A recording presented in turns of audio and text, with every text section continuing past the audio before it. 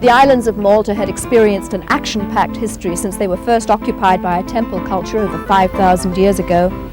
They'd become trading outposts for the great Phoenician seafarers and were then tossed like a pawn in a giant game of chess as Romans, Normans, Arabs, French and Germans all vied for domination of the Mediterranean down through the centuries. Now they were in the hands of Charles V of Aragon, King of Spain, and he was about to give them to the Knights of St. John as their future home, a move that would have tremendous implications for the future of Christianity. When Charles V of Aragon gave Malta to the Knights, he appeared to be helping them and protecting the citizens. In reality, he was creating a Christian outpost and one that he hoped would defend Europe from the might of Islam and the Ottoman Turks. They settled in Birgu, just across the Grand Harbour. Birgu was a fishing village, and they just settled there because they could berth their boats in the harbour. And they set up their auberges there, and of course their hospital. They had to build a hospital first of all. And they fought the Great Siege there, because obviously the Turks were not going to allow them to settle in the centre of the Mediterranean. So the first thing they did was build a small line of fortification just around Birgu. Later on, the Knights were to build an enormous fortification around the three cities. The Knights fortified Fort Sant'Angelo on Birgu, Fort St. Michael, which protected the approach to the Sengli Peninsula, and Fort St. Elmo, facing the sea on the point of Mount Sebaras.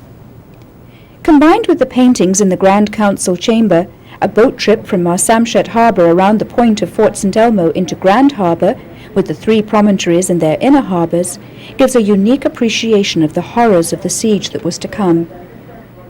The Turkish fleet arrived in May 1565, with 200 ships and 40,000 soldiers.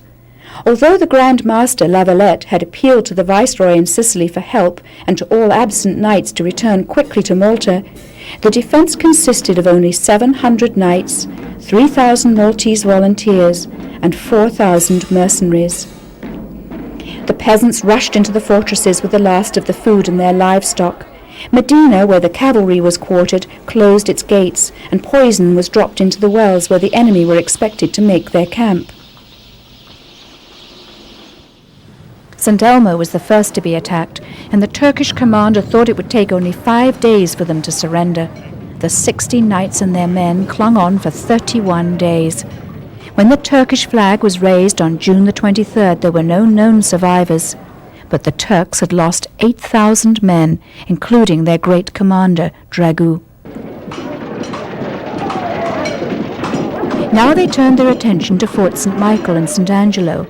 La Valette refused to capitulate, and the murderous battles raged through July into August. Food ran out and the besieged citizens ate rats. The Turks launched fanatical and suicidal attacks, and the sea was red with blood. Christian robes mingled with Turkish standards in the waters. On August the 7th, the walls of Birgu were breached, and it seemed victory was in the hands of the Turks. But Valette and the remaining knights would not surrender. It was not enough for the knights to die for the order of Christ, but to die honourably and courageously.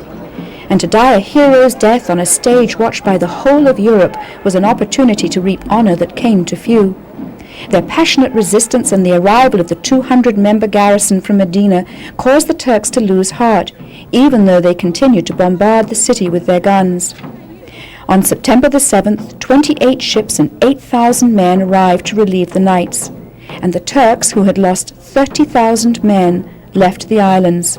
Of the entire force, only the Grand Master, a few knights, and less than 600 men survived. They had been under siege for 3 months.